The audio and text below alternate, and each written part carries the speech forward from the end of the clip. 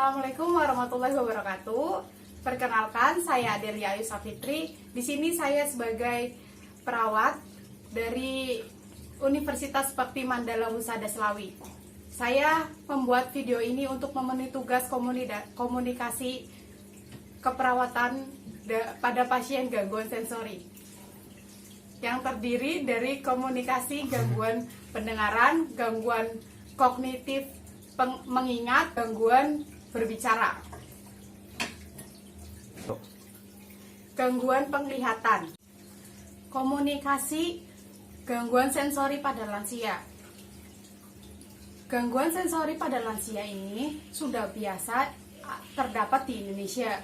Sudah banyak sekali masyarakat Indonesia yang mengalami. Lansia sendiri yaitu artinya usia yang sudah memasuki tahap akhir dalam fase kehidupannya, yang biasanya ditandai dengan penurunan fungsi fisik seperti penurunan fungsi pendengaran, fungsi penglihatan, fungsi mengingat, seperti itu. Jadi biasanya masyarakat itu kalau sudah lansia ini kegiatannya dikurangi. Kegiatan dikurangi ini yang menjadikan fungsi-fungsi dalam tubuhnya ini menurun. Sebenarnya lansia sendiri itu membutuhkan kegiatan seperti itu, kegiatan yang ringan untuk tetap menjaga fungsi fisiknya. Sebelum melakukan komunikasi pada lansia, alangkah baiknya kita mempersiapkan tempat yang kondusif agar tidak terjadi hambatan saat kita berkomunikasi dengan lansia. Lalu kita berkomunikasi dengan prinsip dan etika yang baik. Kita harus menggunakan bahasa yang sopan, harus menggunakan sentuhan, harus menggunakan empati kita supaya lansia sendiri merasakan kehangatan dan nyaman berbicara dengan kita. Jangan menggunakan nada yang terlalu tinggi, kita menggunakan nada yang seperti biasa saja namun dapat dimengerti. Pertanyaan juga tidak terlalu panjang supaya lansia tidak merasa bingung untuk menjawabnya. Kemudian ketika berbicara berkomunikasi, kita jangan membicarakan suatu hal yang rahasia menurut lansia itu. Jadi hendaknya kita itu berbicara secara terbuka. Tuh. Pada lansia yang mengalami gangguan pendengaran, kita bisa melakukan komunikasi dengan bantuan alat yang biasa dipakai oleh lansia itu. Misalnya, pasien yang mengalami gangguan pendengaran ini biasanya menggunakan alat bantu mendengar. Itu pasien boleh menggunakannya. Namun jika tidak ada, kita boleh tidak usah memakai itu, tapi kita berkomunikasi dengan baik. Tidak usah menjerit-jerit, tidak usah menggunakan nada yang tinggi. Kita cukup mendekatkan tubuh kita ke pasien, kita berbicara dengan cara mendekatkan mulut kita dengan telinganya. Terus kita berhadap-hadapan supaya pasien dapat melihat gerak bibir kita. Dan jangan memberi pertanyaan yang panjang. Untuk pasien yang mengalami penurunan mengingat, daya ingat, kita juga bisa melakukan dengan cara menyentuh dulu supaya mendapatkan kenyamanan. Lalu selanjutnya kita bisa melakukan menanyakan pertanyaan-pertanyaan kecil untuk mengetahui apakah pasien itu dapat mengingat hal-hal kecil atau tidak, seperti itu. Lalu jika kita bisa lakukan, kita bisa menggunakan alat seperti untuk mengingat alat yang tadi saya peragakan, yaitu menggunakan kacamata seperti itu. Beritahu pasien untuk mengulangi nama-namanya, apakah bisa disebutkan dengan jelas, dengan benar atau tidak. Jika tidak, berarti memang pasien itu mengalami gangguan, dan seharusnya gangguan itu bisa diminimalisir dengan cara olahraga, makan makanan yang bergizi. Lalu gangguan itu sendiri, gangguan penurunan mengingat itu sendiri sebenarnya bisa mengonsumsi obat untuk menurunkan dari gangguan itu. Namun gangguan itu sendiri tidak bisa dihilangkan seluruhnya, hanya bisa dikurangi. Obatnya seperti rivastigmine, donepezil, dan memantine. Obat-obat ini bisa dikonsumsi dengan orang yang mengalami penurunan mengingat atau pikun, namun tidak untuk menghilangkan, tidak untuk menyembuhkan, hanya untuk meredakan sedikit gitu. Jadi tidak pikun banget sampai teriak-teriak lupa semuanya, tidak, bisa dikurangi gitu. Jadi misalnya udah mencapai fase kedua misalnya, tapi dengan mengonsumsi obat itu tidak meningkatkan fasenya, jadi tetap di situ. Gitu. Jangan lupa saat kita berkomunikasi dengan pasien, berikan waktu kita untuk mendengarkan apa yang ingin pasien sampaikan kepada kita. Kita jangan terburu-buru. Selanjutnya kita bisa memberikan waktu supaya pasien bisa bercerita dengan kita. Dengarkan dulu apa keluhannya gitu. Kalau pasien menggunakan alat, pastikan dipakai, atau tidak menggunakan juga tidak apa-apa. Kemudian kita berbicara atau berkomunikasi dengan lansia, hendaklah tidak berteriak gitu ya. Di sini saya memiliki pasien lansia karena gangguan sensori ini biasanya terjadi pada lansia, seperti gangguan penurunan daya ingat, penurunan penglihatan, gangguan pendengaran, dan gangguan berbicara. Seperti halnya masyarakat yang ada di Indonesia, banyak sekali yang mengalami penurunan gangguan sensori pada usia lansia. Usia lansia sendiri didasarkan pada teori, yaitu usia lebih dari 45 tahun sudah termasuk lansia. Di sini saya bersama mbah saya yang bernama Mbah Damah. Apakah benar dengan Mbah Damah? Ya. Baik. Mbah, apakah benar Mbah namanya Mbah Damah? Mbah, tujuan saya ke sini, saya akan melakukan komunikasi sensori pada Mbah. Nanti tujuannya itu supaya saya mengerti apa yang dialami Mbah, apa yang bisa dibantu Mbah gitu. Apakah Mbah bisa mendengar suara saya? Lanjut apa? Ya. Jadi Mbak, nanti saya akan berkomunikasi dengan Mbah ya. Gitu. Suara saya kurang keras ya Mbah? Ya gitu ya Mbah. Jadi teman-teman, komunikasi yang kita terapkan kepada pasien yang mengalami gangguan sensori pada pendengaran, harusnya kita berbicara pelan, namun kita mendekatkan mulut kita ke telinga pasien. Jadi dengan harapan pasien dapat mendengar suara kita dengan jelas. Seperti itu. Lalu bisa kita lakukan dengan cara menatap mata pasien. Jadi pasien dapat melihat gerak dari bibir kita. Seperti ini. Ayo Mbak, coba lihat saya Mbak. Lihat saya Mbak. Saya Mbah tadi pagi mau ke sini sudah sarapan. Apakah Mbah sudah sarapan? Ya. Sudah ya. Ya. Dengan komunikasi kita berhadap-hadapan, pasien bisa melihat mulut kita dan bisa menjawab pertanyaan yang kita tujukan. Untuk mempermudah pasien menjawabnya dan untuk memahaminya, kita harus memberikan pertanyaan yang singkat dan jelas. Jadi pasien tidak perlu bersusah payah memikirkan jawabannya. Seperti itu. Mbah, karena Mbah mengalami pendengaran yang sedikit terganggu, jadi Mbah harus hati-hati ya Mbah. Jika nanti berjalan atau apa, Mbah harus berjalan di pinggir supaya nggak kena tabrak gitu ya Mbah. Terus kalau misalnya nih Mbah lagi nelpon atau apa gitu ya Mbah, itu kan Mbah kan harus pakai suara yang keras ya Mbah. Nanti Mbah itu harus bikin suara itu supaya keras tapi tidak bikin telinganya Mbah sakit. Misalnya keras tapi dijauhkan sedikit dari telinga, seperti itu. Karena kalau kita bikinnya suaranya terlalu keras, nanti telinganya Mbah jadi sakit gitu ya Mbah. Ngerti ya Mbah? Jadi kita memberikan saran supaya Mbah bisa hati-hati lagi, supaya pasien yang mengalami gangguan pendengaran ini bisa lebih hati-hati dalam melakukan kehidupannya, seperti itu.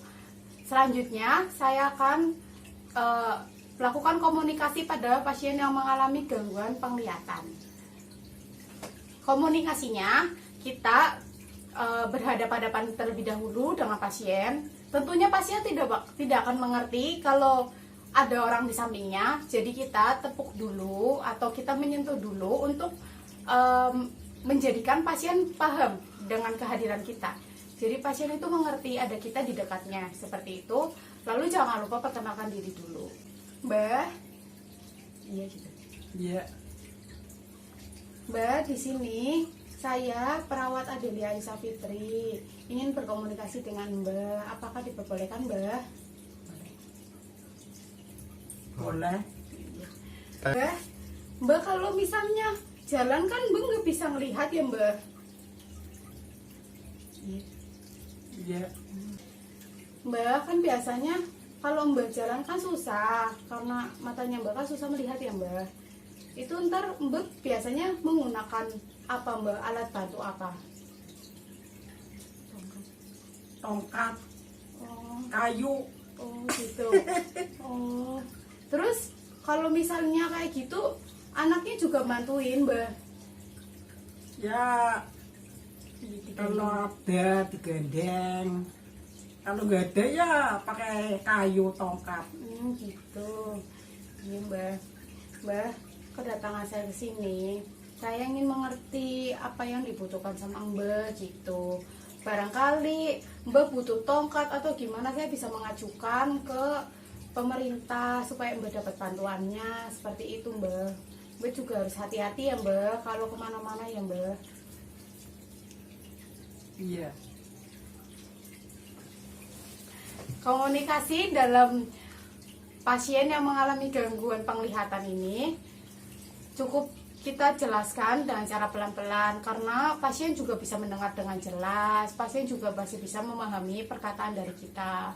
Jadi kita tuh harus mengerti bagaimana pasien itu cara melakukan kegiatannya, seperti itu. Terus jangan menggunakan volume yang keras juga.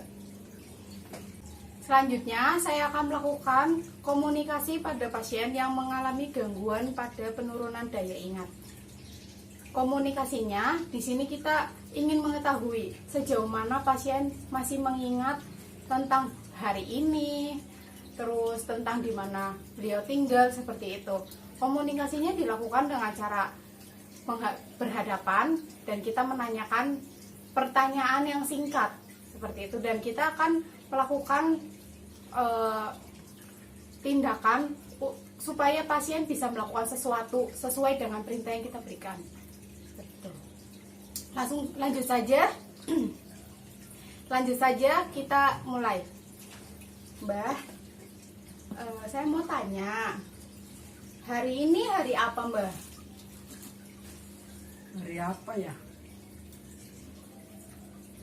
Hari apa, Rebo? Oh, gitu. Rebu ya, Mbak? Ya.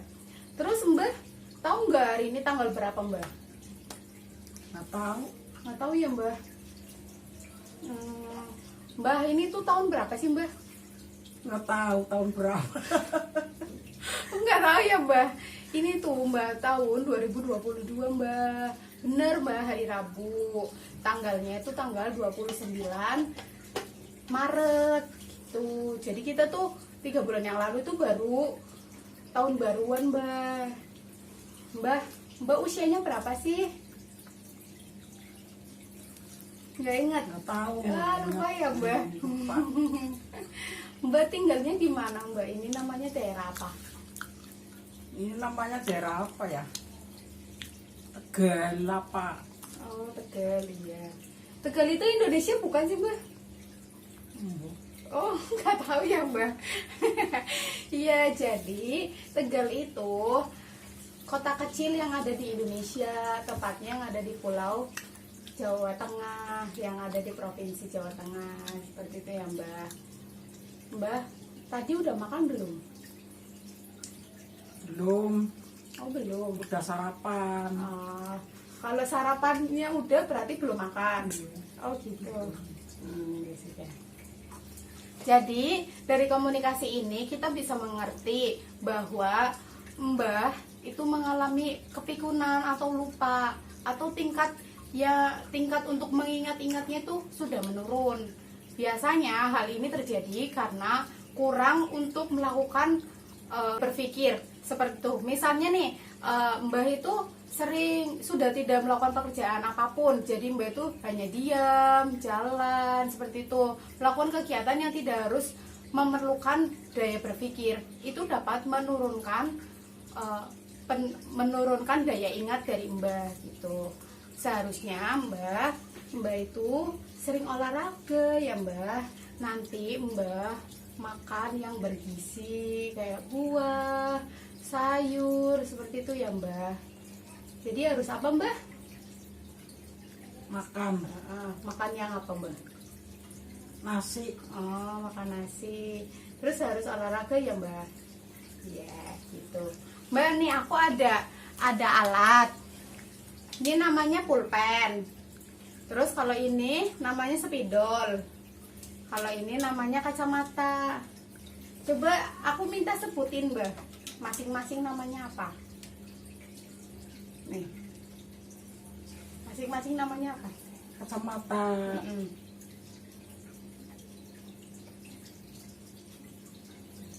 Plokot. Plokot, pulpen. Ya. Iya, seperti itu ya.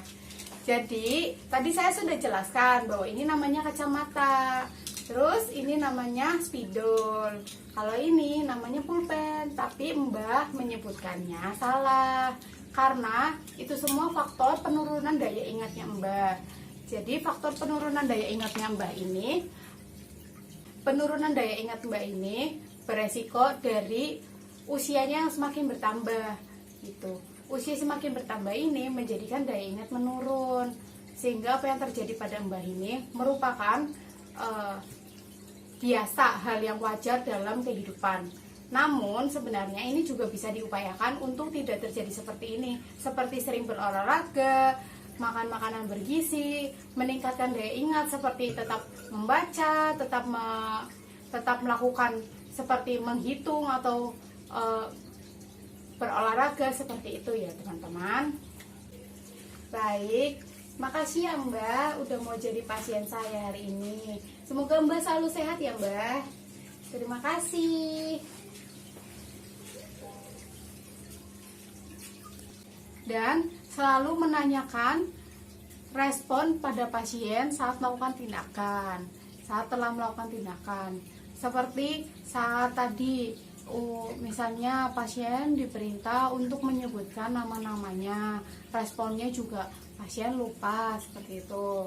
Ada lansia yang mengalami gangguan pendengaran, kita berkomunikasi dengan berdekatan. Seandainya pasien masih tidak bisa mendengarkan, kita bisa berdiri di samping pasien dan kita berbicara secara perlahan, kita mendekatkan diri ke telinga yang masih berfungsi. Berikan perhatian kita dan selalu kontak mata dengan pasien. Jangan lupa panggil nama pasien sebelum melakukan tindakan. Seperti itu.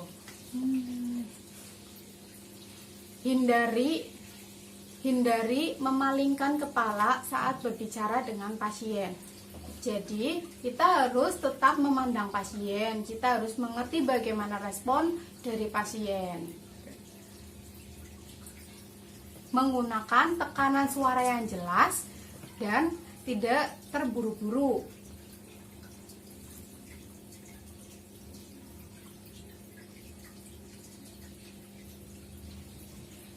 Jika memberikan perintah, jangan berikan perintah yang sangat rumit. Jadi berikan perintah yang sederhana dan jangan lupa setelah itu dievaluasi bagaimana jawabannya dan bagaimana supaya tidak terhindar dari gangguan tersebut dan supaya pasien dapat menjalankan kehidupannya dengan baik.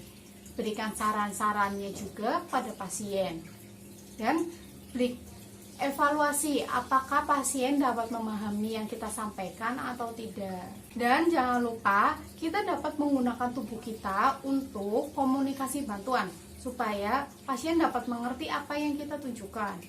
Seperti misalnya nih, komunikasi dengan pasien yang tidak bisa mendengar. Pasien itu masih dapat melihat kita. Jadi kita itu bisa menggunakan tangan kita. Misalnya kita mau menyontohkan makan gitu.